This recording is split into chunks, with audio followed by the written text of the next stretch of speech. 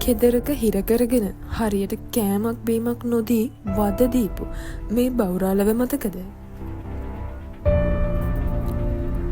දුක්විඳපු අමිහිරි පරිසරෙන්න එයාව මුදවගෙන නේවාසික ප්‍රතිකාරවලට එයාව යොමු කරන්න බව් අපිට පුළුවන් වුණා.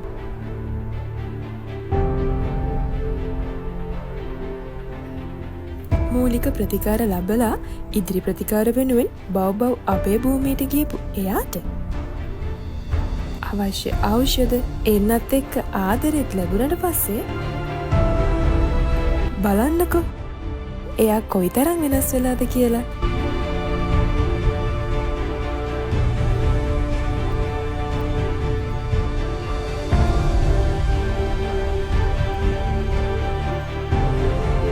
අන්තිමට එයා වෙනුවෙන් ආදරණීය රැකවරණයකුත් ලැබුණා.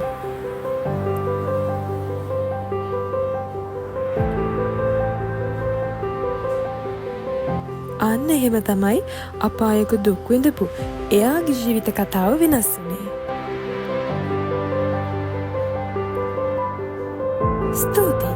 ජීවිත වෙනස් කරන්න බව් වෙනුවෙන් සහයෝගය දෙන ආදරණීයන් හැමෝටම.